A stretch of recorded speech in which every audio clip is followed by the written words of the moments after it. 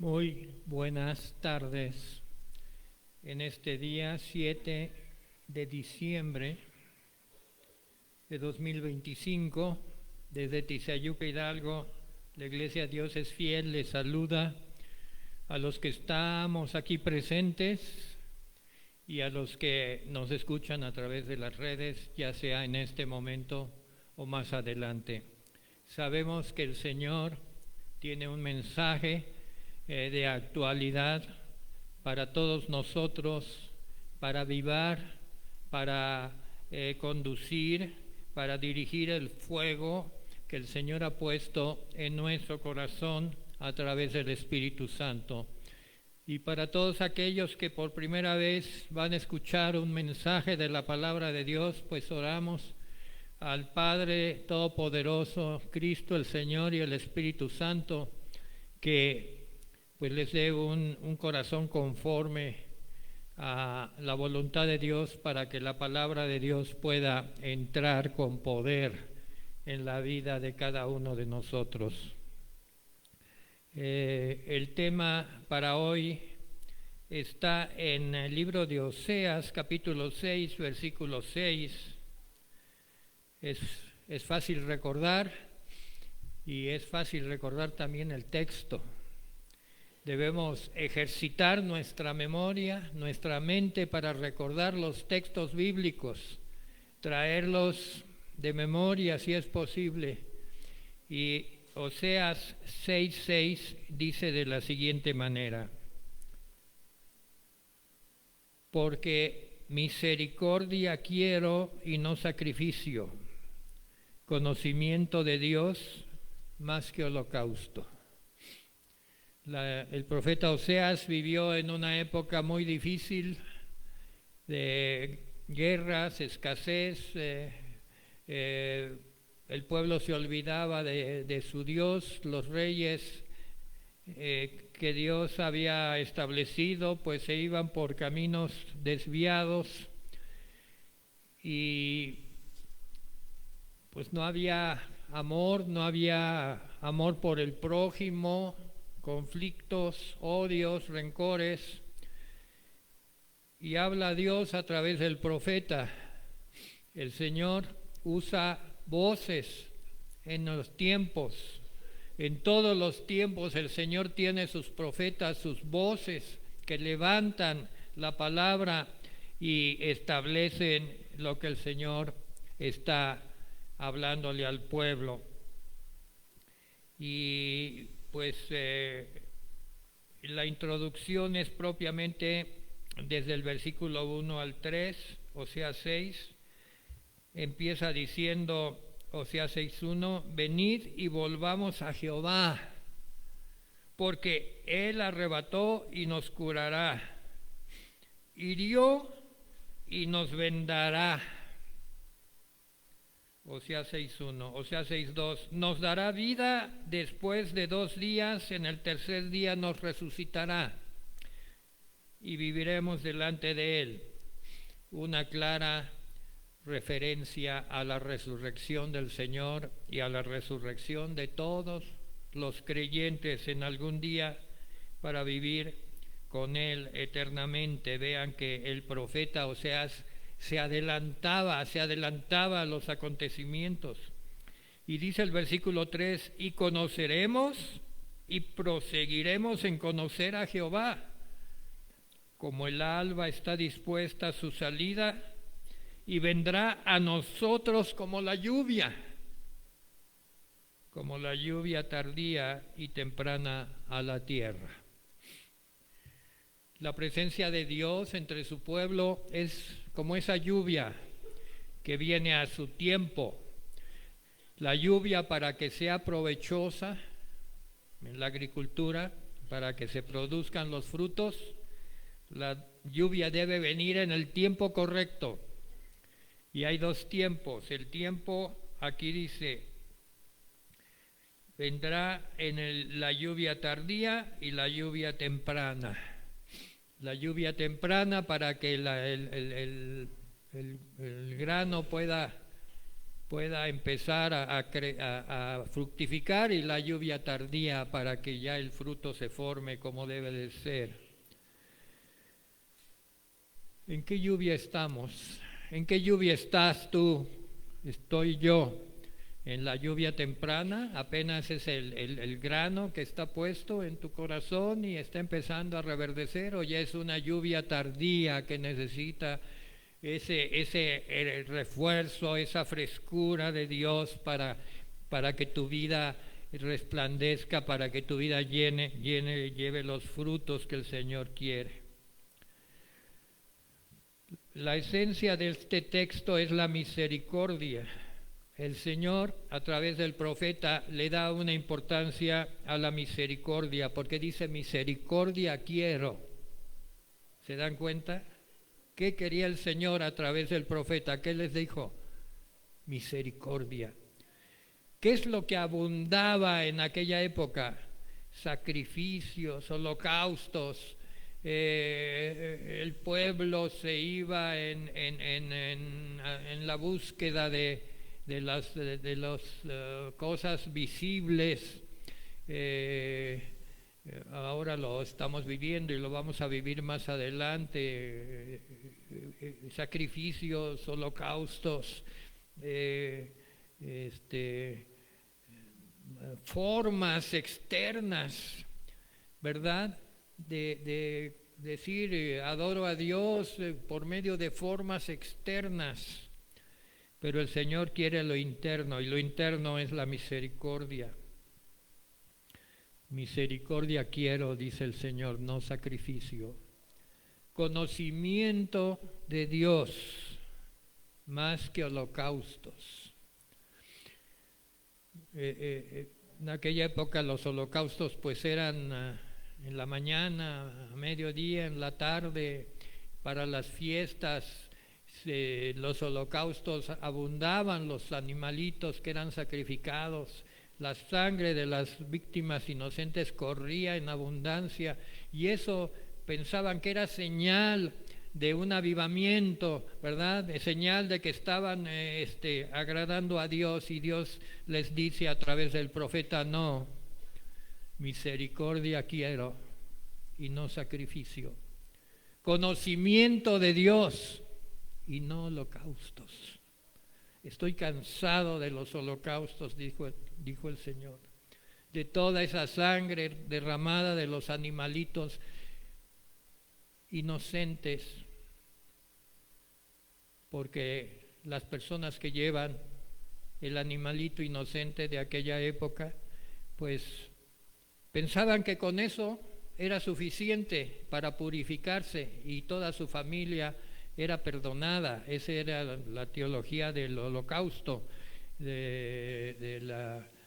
llevar a la víctima inocente ante el sacerdote para que muriera y derramara la sangre, y la familia del que llevaba el animalito pues ya sus pecados eran perdonados por un tiempo.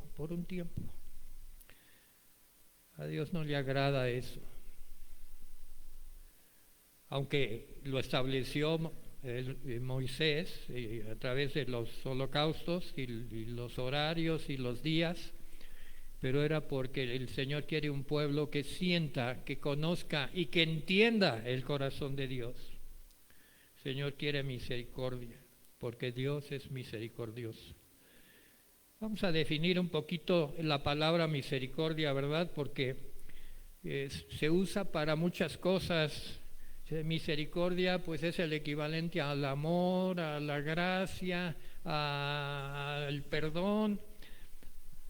Podríamos decir que la misericordia es el aspecto compasivo del amor hacia el ser que está en desgracia y que por su condición espiritual no merece ningún favor. A ver, la misericordia es el aspecto compasivo del amor hacia el ser que está en desgracia y que por su condición espiritual pues no merece ningún favor. La misericordia trata al hombre como un ser miserable.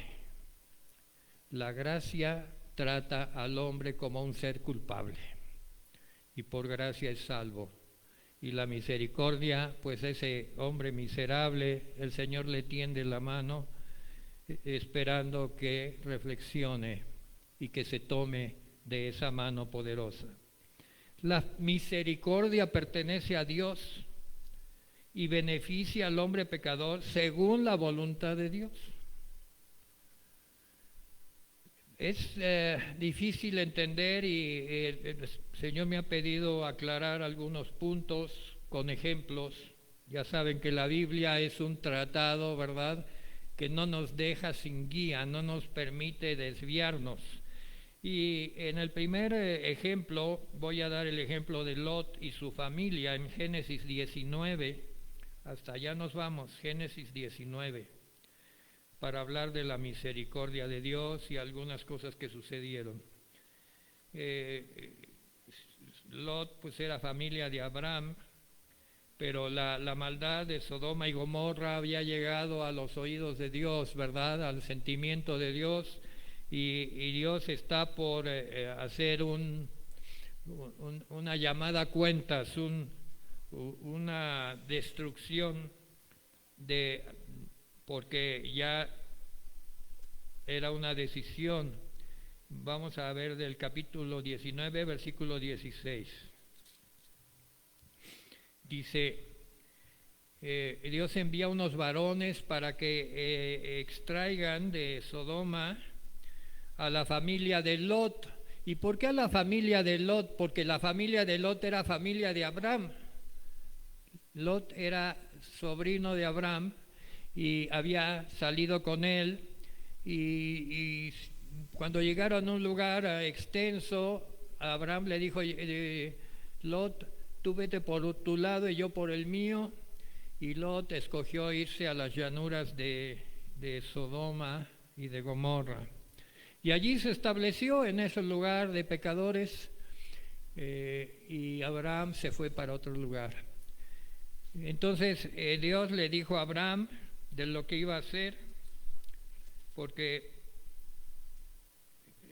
dice en esa parte de Génesis que Dios no oculta a sus amados cuando Él va a hacer algo importante. Y si tú eres un amado de Dios y un escogido que escuchas la voz de Dios, sabes cuando vienen juicios, cuando vienen castigos para el mundo, para las situaciones que estaba viviendo el mundo, y que Dios ya llegó hasta su límite de soportar eso y envía ciertas correcciones. Y había hablado con Abraham, y Abraham le dijo, vas a destruir esas dos ciudades y otras ciudades anexas. ¿Y qué tal si hay justos allí? ¿Destruirás a los justos con los pecadores? Y dice Dios, bueno, pues, ¿cuántos? Pues si hay 200 justos, pues no había 200. Si hay 100 justos, no había 100. Si hay 20 justos, no había 20. Dice, bueno, pues mi familia, la familia de Lot. Y entonces el Señor mandó por la familia de Lot para extraerla de allí antes de que viniera pues la destrucción sobre Sodoma y Gomorra. Pero vamos a ver qué pasa con Lot. Vamos a ver, porque todo esto tiene una enseñanza. No nada más es pura cultura bíblica. La Biblia es para aprender conocimiento de Dios, para conocer a nuestro Dios. Entonces estábamos en el versículo 16. Dice, deteniéndose él, los varones asieron de su mano y de la mano de su mujer y las manos de sus dos hijas, según la misericordia de Jehová para con él, y lo sacaron y lo pusieron fuera de la ciudad. Fíjense que aquí hay un punto muy interesante. Si quieren, yo les dejo de tarea, ya tengo esa maña, ¿verdad?, de dejar tarea. Y bueno, de tarea estudiar el capítulo 19 completo. Allí se ve que las dos hijas de Lot tenían sus varones, no sé no tenían hijos, pero tenían sus varones. Dios le da la oportunidad a los varones que eran pues las parejas, vamos a llamar, de las hijas de Lot. Las dos tenían sus parejas, varones.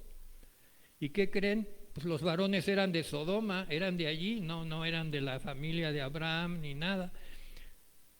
Y esa es una enseñanza para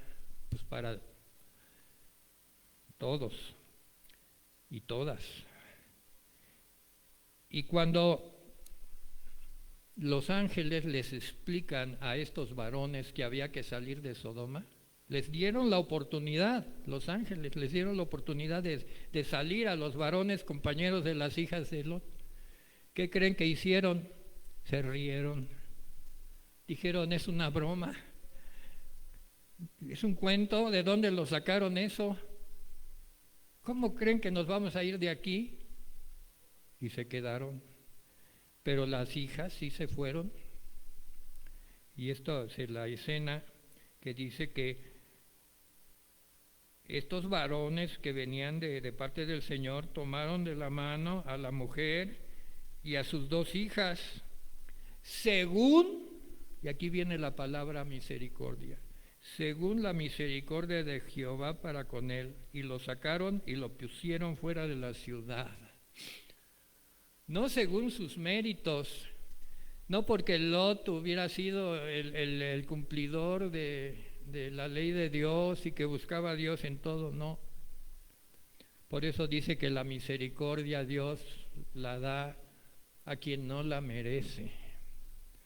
En este caso, la señal es que Abraham había intercedido por él, y Abraham sí era amigo de Dios, y Dios lo escuchaba. Y entonces dijo, salva a mi familia, a mi sobrino y a su familia. Primera enseñanza. La misericordia es interceder por aquellos que no lo merecen. Pues es que nadie lo merecemos, ¿verdad? Pero alguna vez, y eso lo digo por mí, alguien intercedió por mí sin merecerlo. Y quizás no fue una sola persona, sino varias, intercediendo delante de Dios. Y el Señor tuvo misericordia de mí. Y me dio la oportunidad y tuvo la paciencia conmigo para que yo lo conociera. Y yo creo que esa es la historia de la mayoría de los que estamos aquí.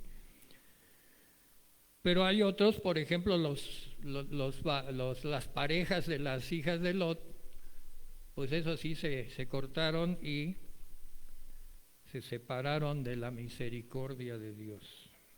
Y no nada más ellos.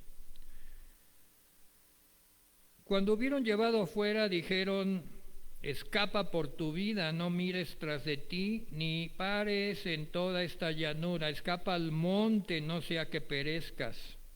Y vean que Lot era muy, para todo tenía una respuesta a Lot. Y Lot dijo, no, o sea, le dice no a Dios, que lo estaba salvando, ¿verdad?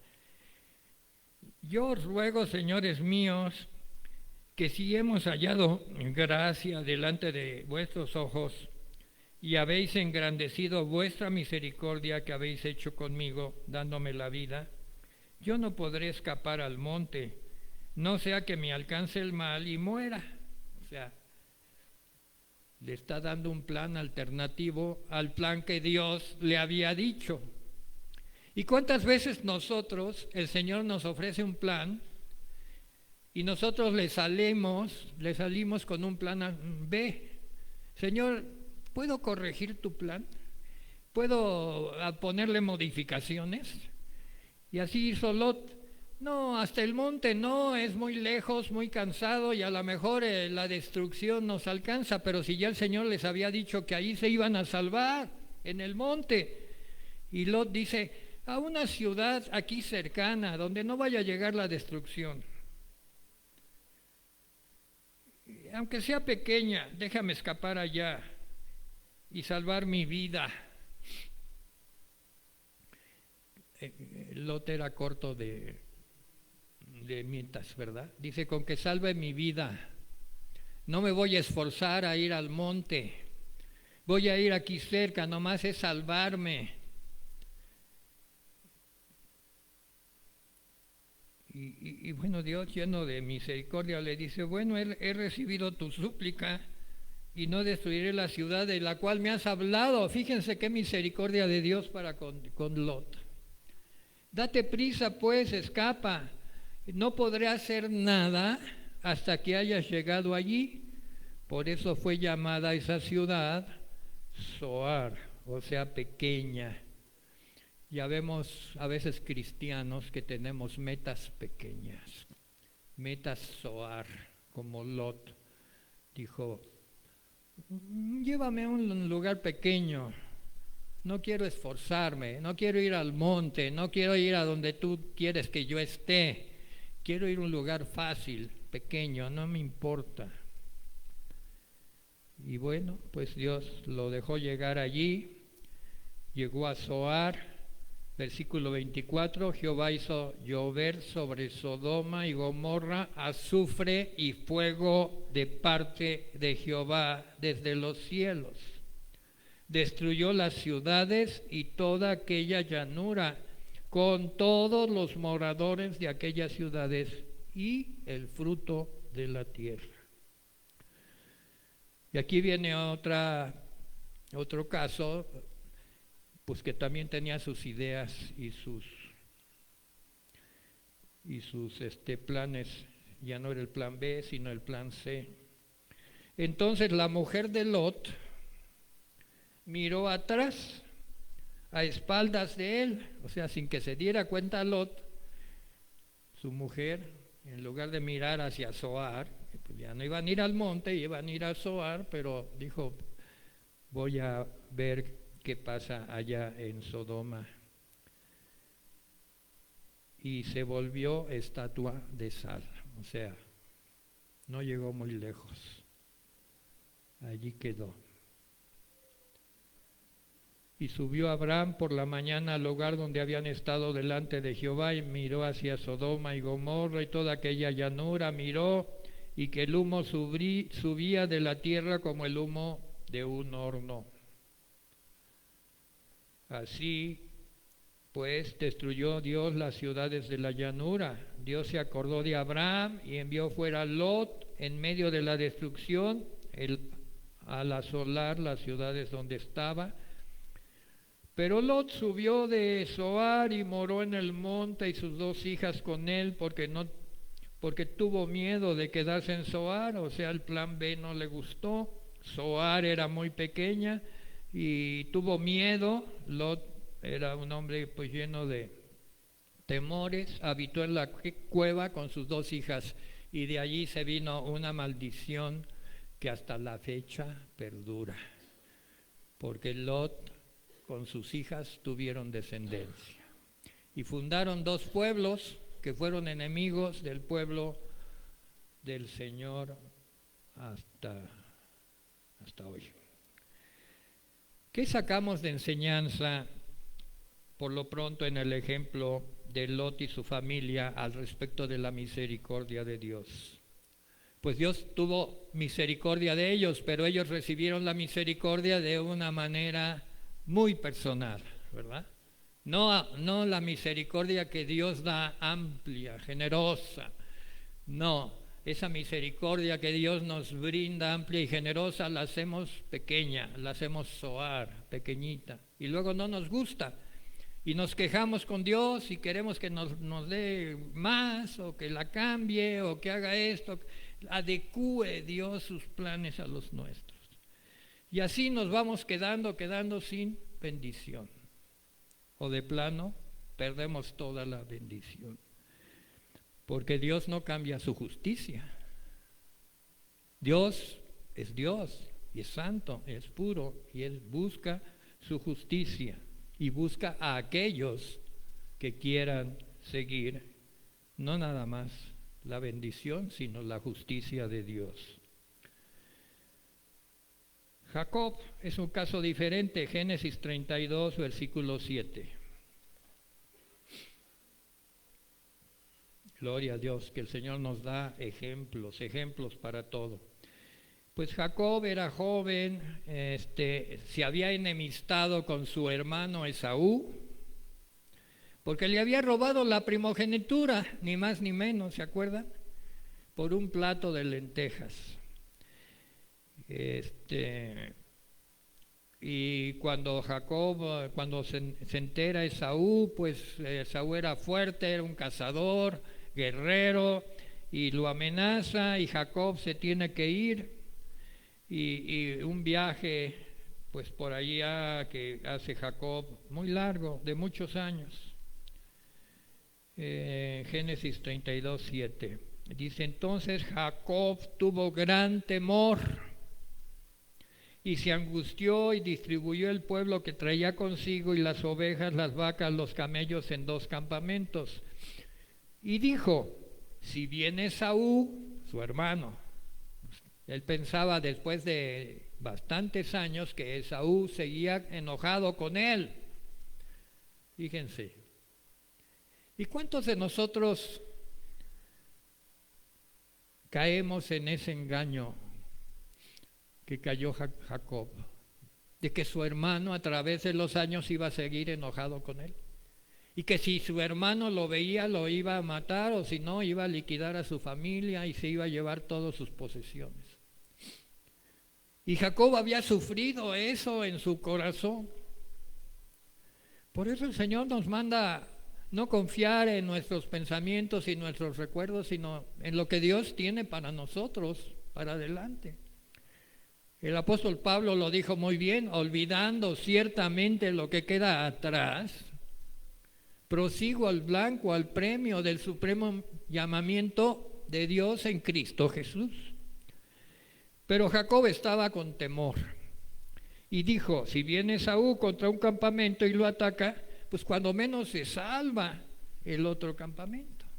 Ay, los hombres somos bien ingeniosos, ¿verdad? Para hacer opciones a lo que Dios nos ha ofrecido. Y si me pasa esto, tengo mi guardadito. Y si esto, tengo mi recurso. Y si esto, me ayuda fulano. Y, ay, ¿qué no podemos confiar verdaderamente, como dice el Señor? Misericordia quiero y no sacrificio. Confianza total en el Señor. Versículo 9: y dijo Jacob: Dios de mi padre Abraham y Dios de mi padre Isaac, Jehová que me dijiste: vuélvete a tu tierra y tu parentela y yo te haré bien. Una promesa que Dios le dio a Abraham. Allí sí, el nieto de Abraham, Jacob, estaba recordándole a Dios sus promesas. Dice: ahí sí me acuerdo de Dios, ¿verdad? Ahí sí me acuerdo de las promesas de Dios cuando tengo miedo, cuando estoy inseguro, cuando... Versículo 10: menor soy que todas las misericordias y que toda la verdad que has usado para con tu siervo. O sea, diciendo Jacob, fíjese, el gran patriarca, diciendo: yo soy poca cosa, Señor, yo soy el menor, yo soy lo mínimo, ¿no?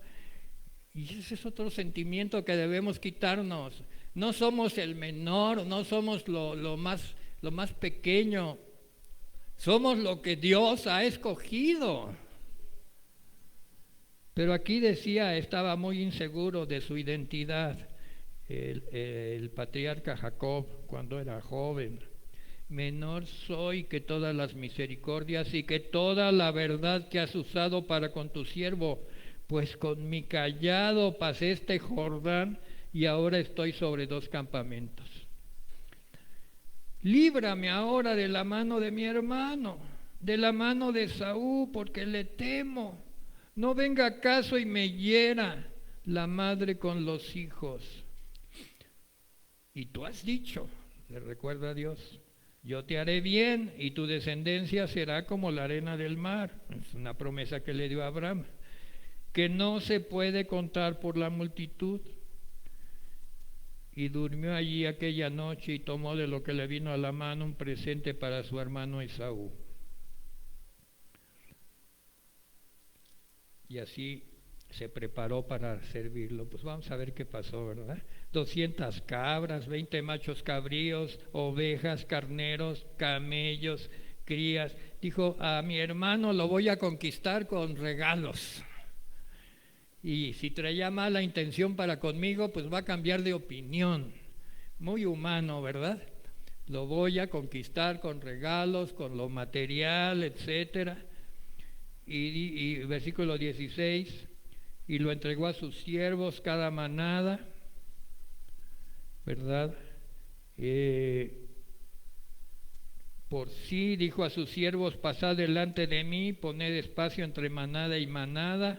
Mandó al primero, si Esaú mi hermano te encontrare y te preguntare diciendo, ¿de quién eres? ¿A dónde vas? ¿Para quién es esto? Entonces tú le dirás, es un presente de tu siervo Jacob, que envía a mi señor Esaú, y aquí también él viene tras nosotros. Mandó al segundo grupo, al tercero y a todos los que iban con manadas, para que supieran qué decirle a Esaú. Y diréis también, he aquí tu siervo Jacob viene tras nosotros, porque dijo, apaciguaré su ira con el presente que va delante de mí, y veré su rostro, quizás le seré acepto. Pasó pues delante de él, durmió aquella noche en el campamento. Luego, esa noche, pues, luchó con Dios y después se reconcilió con su hermano. ¿Por qué? Porque había creído en la misericordia de Dios y tenía el corazón dispuesto a cambiar. Su temor, sentirse pequeño, sentirse relegado de la familia, porque Esaú, su hermano, se había quedado en el campamento con su padre Isaac. ¿Y qué creen? Cuando regresó Jacob todavía vivía su padre Isaac. Y hubo una reconciliación muy hermosa. Pues aquí se ve que la misericordia de Dios, pues sí tuvo fruto en Jacob, ¿verdad? Diferente a Lot.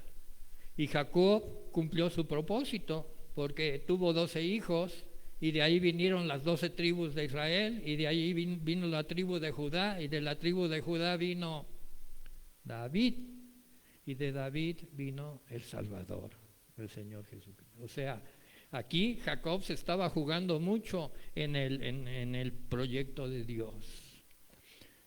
Y lo mismo tú y yo, en nuestras decisiones estamos jugándonos mucho en el proyecto de Dios que tiene para ti y para mí. Mucho. Almas que se salven, terreno, territorio que se conquiste. Venía yo en el viaje de la Ciudad de México para acá viendo los territorios, lo que hay, que se van poblando. Digo, aquí hay mucho terreno, mucho territorio. Luego me dice el pastor que nuevas iglesias se han unido, que hay unión, que las reuniones de oración son fervientes, se siente el poder de Dios. Adelante, hermanos, adelante. Tenemos en nuestras manos el plan de Dios para nuestra vida y lo que nos rodea. Otro caso, Moisés y el pacto renovado, Éxodo 34. Es muy, muy bonito desde el punto de vista de la misericordia. Éxodo 34.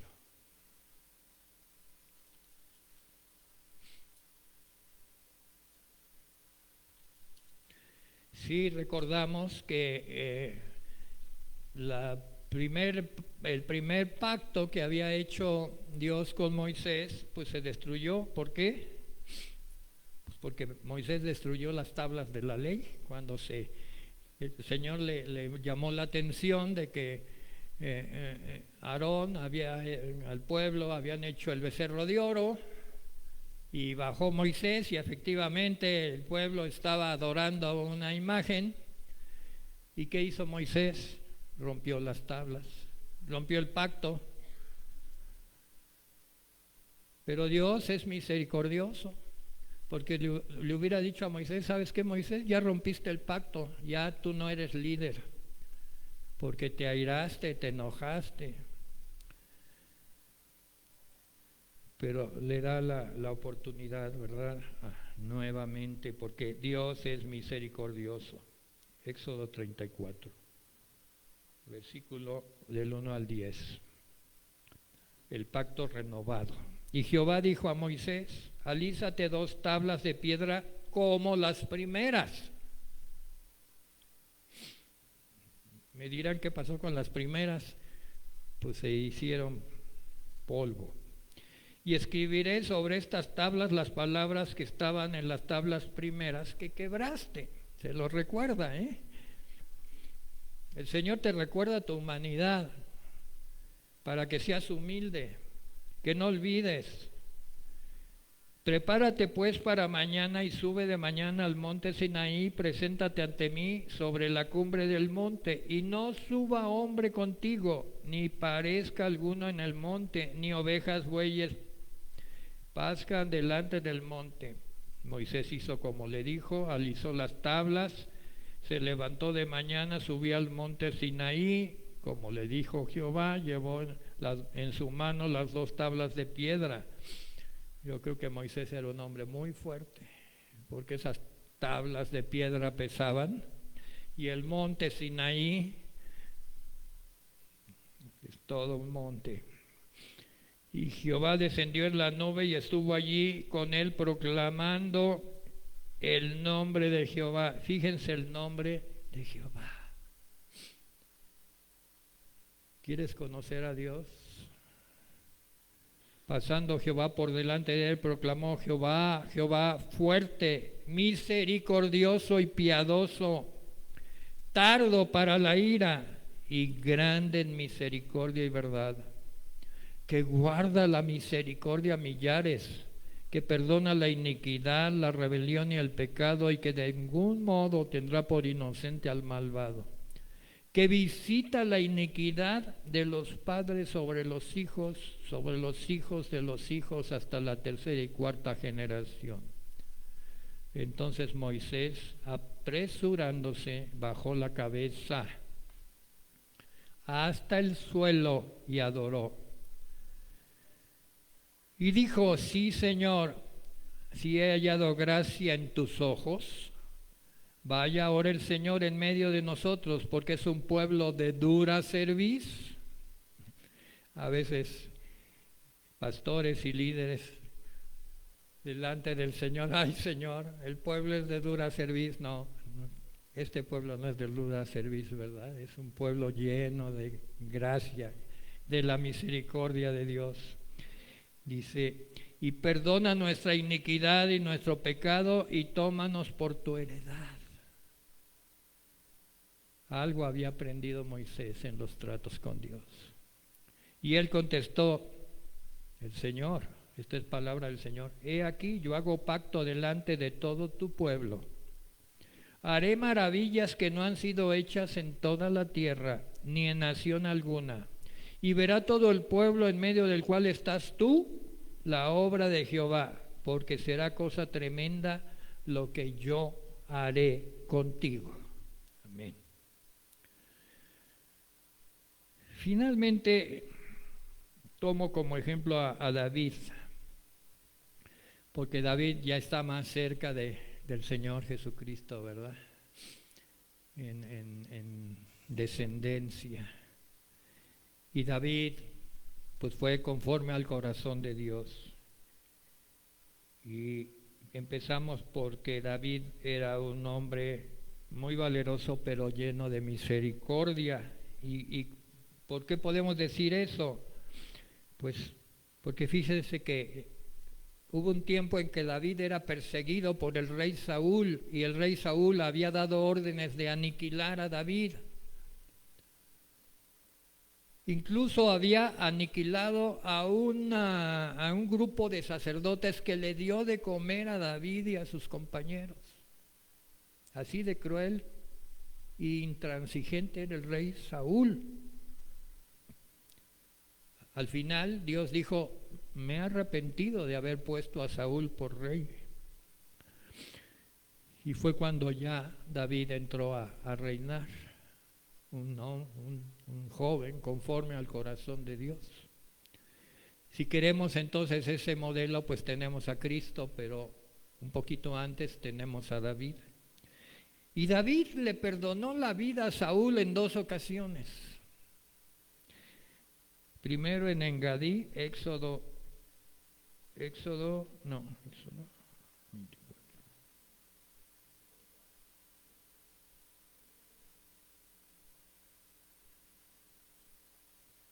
Bueno, no sé si la cita es exacta, pero en Engadí se encuentra con Saúl cuando Saúl está dormido y le corta de su manto y se lo lleva, se lo enseña a Saúl de lejos y le dice: mira, estuve allí donde estuviste dormido. Y también en otro lugar que se llamó Sif, ahí le perdonó la vida también al rey Saúl. Díganme si no era David un hombre lleno de misericordia. Posteriormente, en 2 de Samuel 9:3, todo esto es 2 de Samuel, pero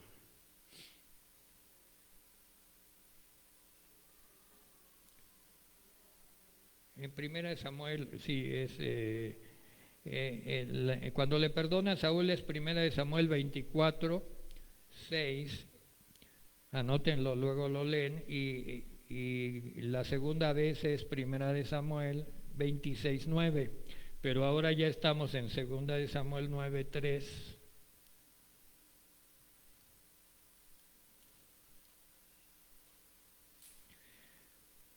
Hubo un momento en el que David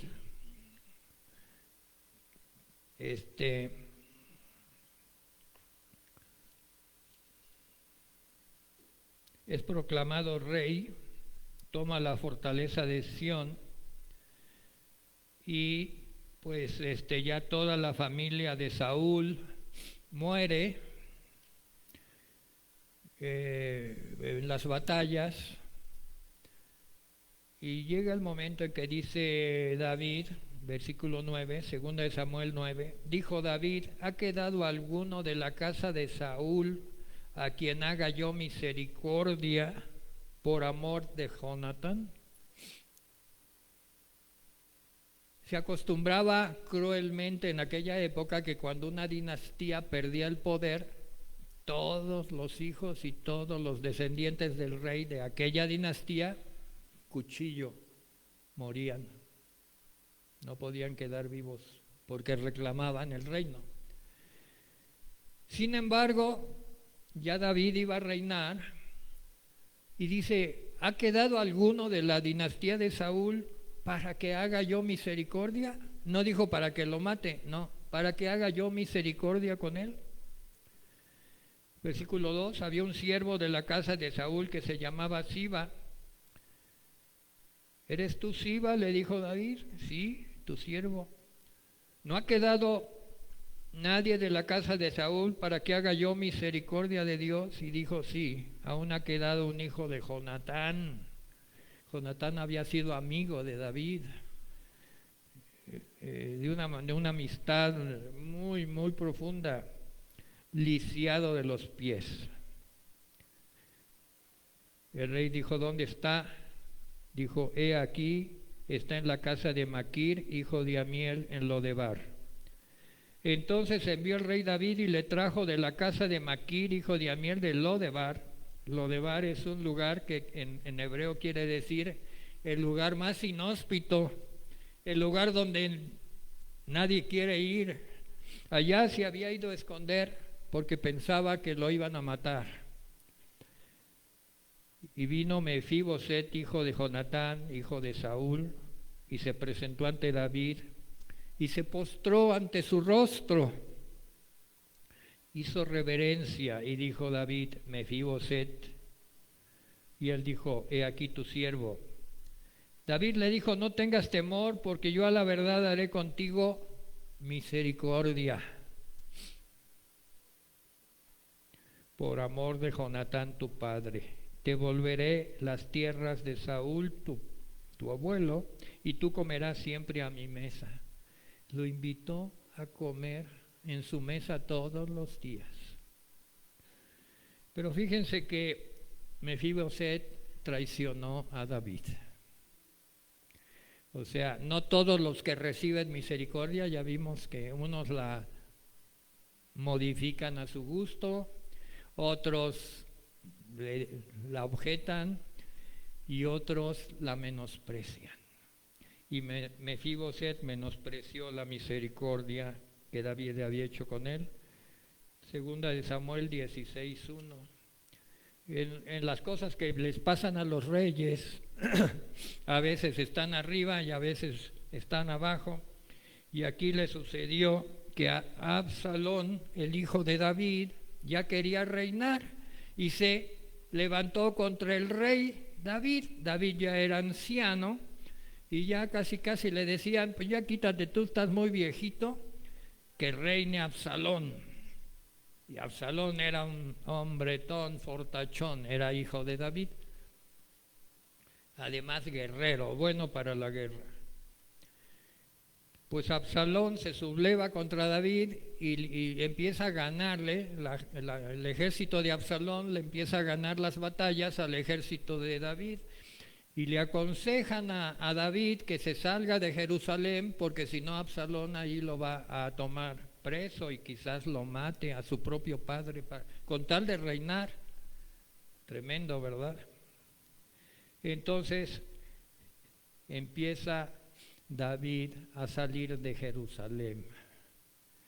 Esa salida de David de Jerusalén nos recuerda un poco de cuando Jesús pasó por esos caminos rumbo a la cruz, porque ya iba David en desgracia.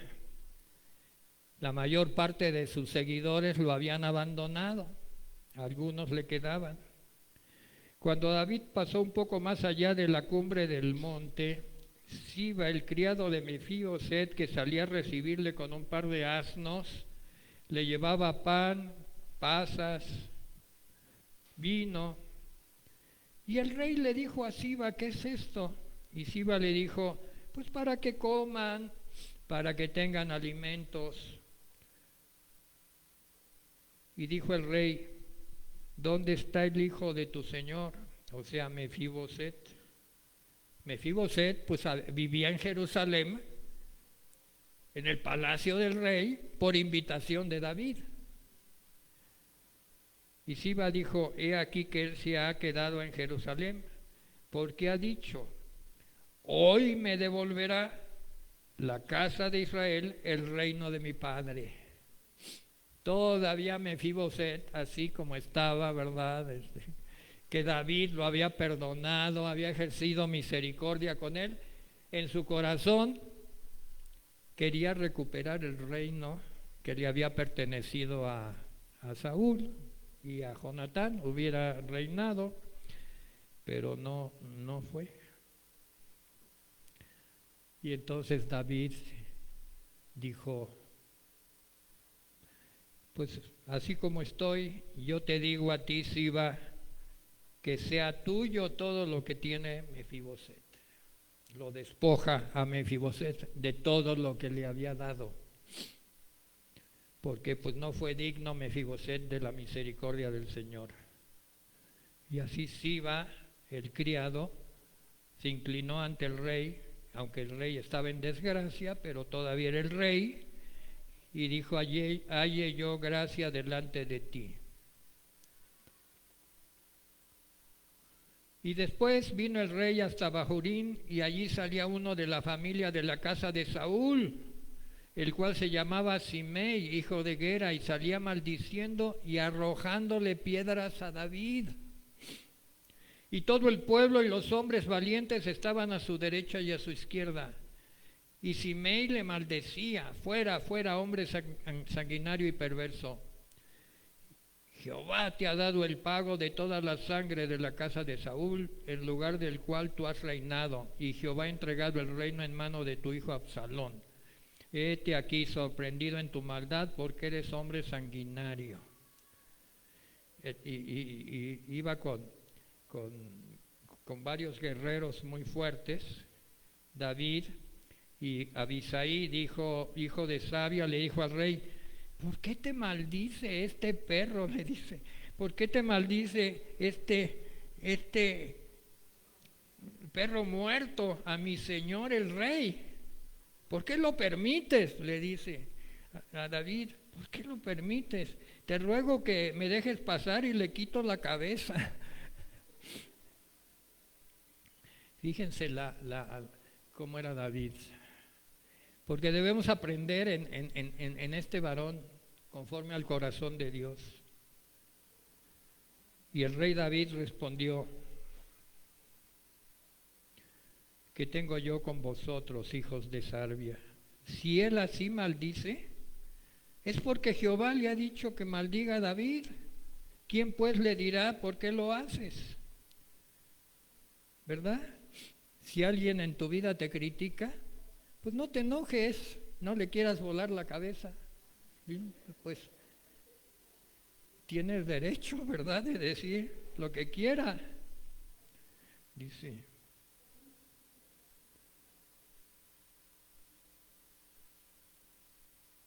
y a todos sus siervos, he aquí mi hijo, mi propio hijo que ha salido de mis entrañas, acecha mi vida.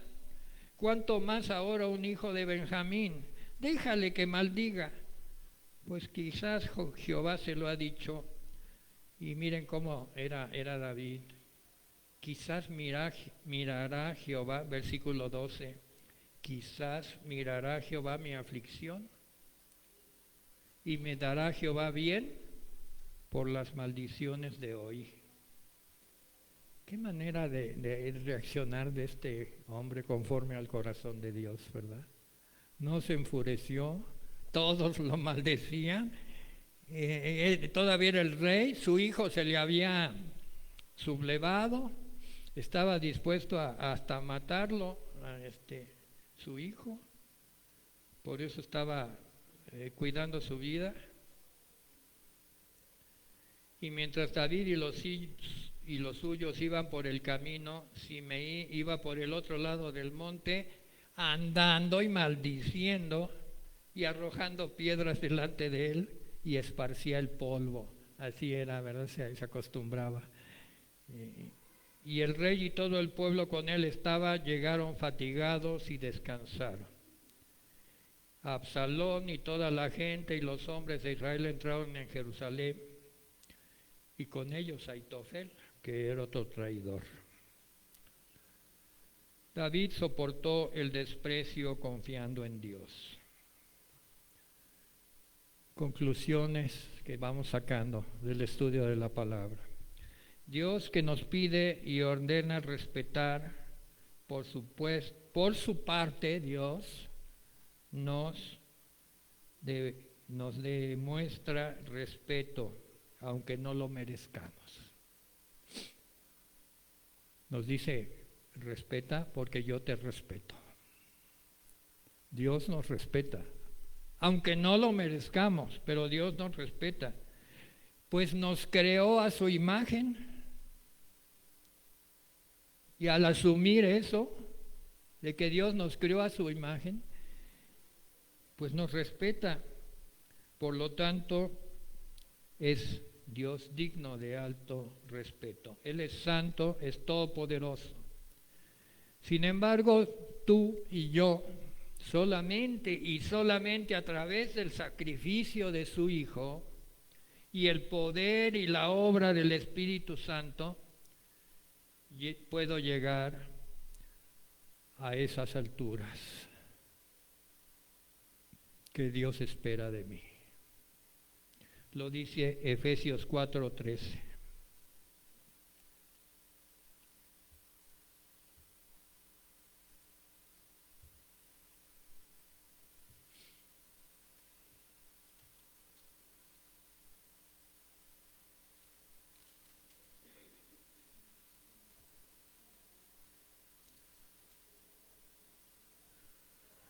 hasta que todos lleguemos a la unidad de la fe y del conocimiento del Hijo de Dios, a un varón perfecto, a la medida de la estatura de la plenitud de Cristo.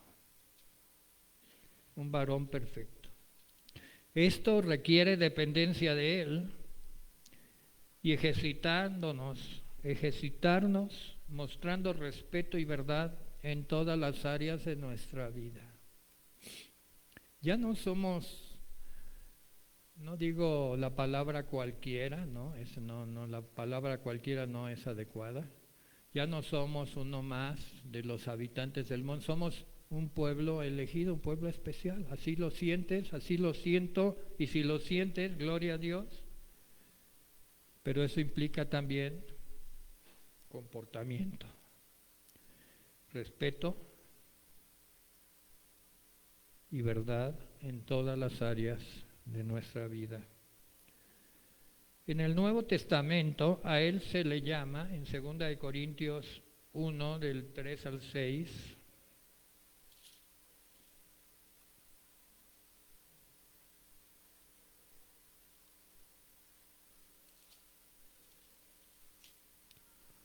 dice: bendito sea el Dios y Padre de nuestro Señor Jesucristo, Padre de misericordia y Dios de toda consolación. Amén. ¿Cómo se le llama? Al Dios y Padre de nuestro Señor Jesucristo, Padre de misericordia y Dios de toda consolación. Y lo vamos a leer más adelante. El cual nos consuela en todas nuestras tribulaciones, para que podamos también nosotros consolar a los que están en cualquier tribulación, por medio de la consolación con que nosotros somos consolados por Dios. Aquí está el modelo, claramente el modelo. Nosotros tomamos de Dios, lo vivimos en nuestra vida, para que a su vez lo podamos dar. Nadie puede dar algo que no tiene. Lo más trágico, lo más a veces tremendo es que alguien que no tiene la consolación de Dios quiera consolar a alguien más. ¿Con qué lo va a consolar? Le va a ofrecer, no sé, adivinaciones. Si nosotros podemos consolar a alguien es porque hemos sido consolados por Dios. Hemos aprendido en nuestra carne la consolación de Dios y tenemos esa esencia ya en nosotros. Y lo confirma el versículo 5. Porque de la manera que abundan en nosotros las aflicciones de Cristo, así abunda también por el mismo Cristo nuestra consolación. Miren, somos una generación verdaderamente escogida porque tenemos el antiguo pacto, el Antiguo Testamento y el Nuevo Testamento, y podemos entenderlo, podemos ir del uno al otro, no tenemos tropiezos para entender la palabra de Dios porque nos es revelada por el mismo Espíritu de Dios que la inspiró. En la época de David, pues en la época de Moisés, pero ahora tenemos todo.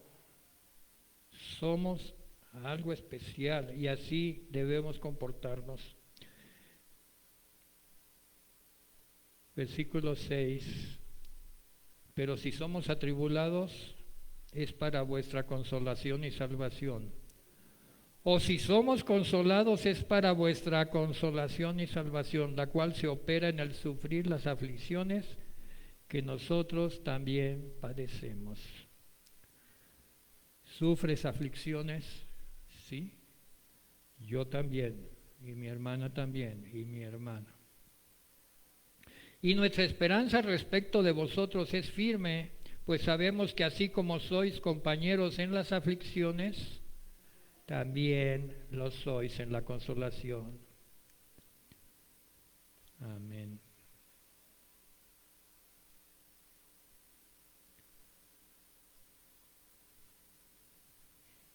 Hay otros textos, pero ya el tiempo nos llama. Se los voy a dejar de tarea. Juan 8, del 4 al 11, la mujer pecadora, no la vamos a ver, las conocemos, lo hemos leído. Y Jesús está allí escribiendo en la arena, ¿verdad? Y llegan los fariseos y le traen una mujer sorprendida en el adulterio, pero no traen al hombre, nomás a la mujer. Bueno, y le dice, ¿la apedreamos o no? ¿Qué dices, maestro? ¿Qué dice la ley? Y él seguía escribiendo, no sabemos qué, en la arena. Pues el que esté libre de culpa, que tire la primera piedra. Nadie la pudo tirar. Él no levantó la cabeza. Empezó a ver que los pies de los que estaban ahí todos rijosos se empezaron a ir y solo quedó los pies de la dama, de la mujer. Y le digo, ¿quién te va a apedrear? Pues ya no está nadie. Dice, pues yo tampoco te voy a tirar piedra. Pero vete y no peques más. Misericordia. Misericordia. En Mateo 5:7, en las bienaventuranzas, bienaventurados los misericordiosos, porque ellos alcanzarán misericordia, dijo Jesús.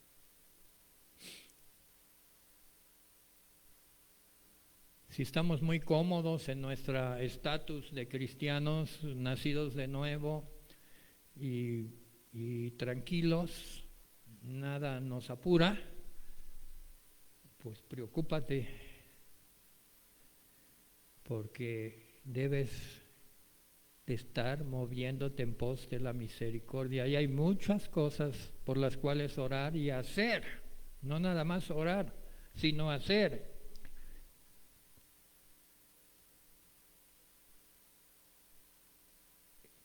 Y terminamos el mensaje con Romanos 12, del 7 al 21. Y esta es la exhortación para la iglesia. Romanos 12, del 7 al 21. En base a todo lo que el Espíritu nos ha enseñado. Bueno, lo leemos desde el 1 al 2 hasta el 21, todo Romanos 12. Así que, hermanos, ruego por las misericordias de Dios, que presentéis vuestros cuerpos en sacrificio vivo, santo, agradable a Dios. Ese es nuestro culto racional.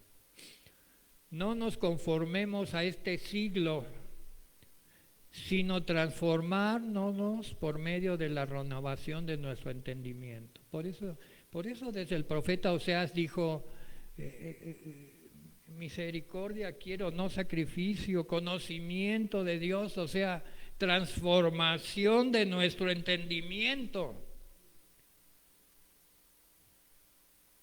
Si seguimos viviendo como todos viven en este siglo, pues entonces no somos transformados, no somos los que pensamos hacer, no somos renovados por medio de la renovación de vuestro entendimiento para comprobar la buena voluntad de Dios, agradable y perfecta. A veces pasa tiempo, aunque digamos la voluntad de Dios es agradable y perfecta. Hay, por ejemplo, parejas, esposos que casi rompieron relaciones y ya estaban, no, pues, pero Dios dice que no. Dios dice que no. Y al cabo del tiempo te das cuenta que la voluntad de Dios resulta que sí fue agradable y perfecta. Digo pues, por la gracia que me es dada a cada cual que esté entre vosotros, que no tenga más alto concepto de sí del que debe de tener, que piense de sí con cordura, conforme a la medida que Dios repartió a cada quien. Porque de la manera que un cuerpo tiene muchos miembros, pero no la misma función, somos muchos miembros, somos un cuerpo en Cristo y miembros los unos de los otros. O sea, yo te necesito a ti, hermano, hermana. Imagínate que esté yo predicando aquí y no haya nadie, ¿verdad? O que no tenga yo con quien conversar y nutrirme, y tú, y nos necesitamos, todos nos necesitamos. Tenemos diferentes dones según la gracia, y habla de varios dones. Pues vamos a leerlos rápido, repasarlos. Si el de profecía, conforme a la medida de la fe, nunca prediques algo en lo que no crees. O si de servicio, en servir. El que enseña, en la enseñanza. El que exhorta, pues que exhorte. Y el que reparte, pues que lo haga con liberalidad. No sea pues allí minimalista. El que preside con solicitud, y el que hace misericordia con cara triste, con alegría. Amén. Con alegría. El amor, sin fingimiento, aborrecer lo malo, seguir lo bueno. Amaos los unos a los otros con un amor fraterno. Prefirámonos los unos a los otros en lo que requiere diligencia, no perezosos, fervientes en espíritu, sirviendo al Señor, gozosos en la esperanza, sufridos en la tribulación, constantes en la oración. Comparte para las necesidades de los santos, practica la hospitalidad, bendecid a los que os persiguen. Allí sí le entendemos, ¿verdad? Después de leer hasta el versículo 13, viene el 14, que es más difícil, pero por eso está en el 14. Bendecid a los que os persiguen, bendecid y no maldigáis. Porque los que os persiguen viven en ignorancia y hay que tener misericordia de ellos, porque de allí nos sacó el Señor. Éramos de esa banda, de ese cartel de la ignorancia. De allí nos sacó el Señor y nos mostró la verdad y fuimos libres, y ellos están allí atados. Queremos corregir. Ven que la estrategia de Dios es única,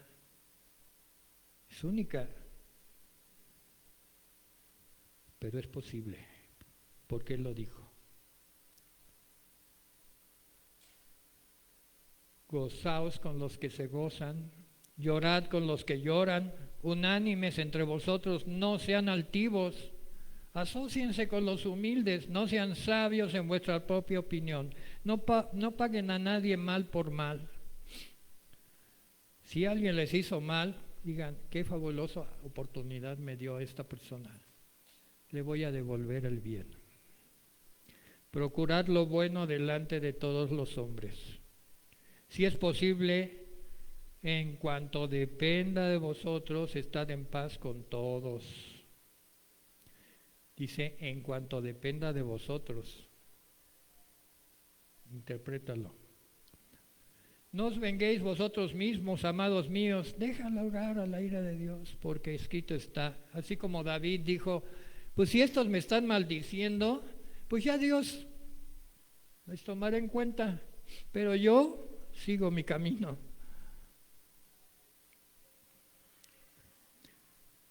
Mía es la venganza, está escrito, yo pagaré, dijo el Señor. Así que si tu enemigo tuviera hambre, dale de comer, y si tuviera sed, dale de beber. Haciendo esto, ascuas de fuego amontonará sobre su cabeza. Y este versículo requiere interpretación. Muchos, llenos de coraje y de ira, dicen, este es mi enemigo, le voy a dar de comer y de beber para que el fuego lo destruya. No, yo creo que no. Yo creo que el fuego lo va a hacer resplandecer y lo va a hacer entender. Por eso dice, nunca pagues mal con el mal. No, y termina diciendo, no seas vencido de lo malo. Vence con el bien el mal.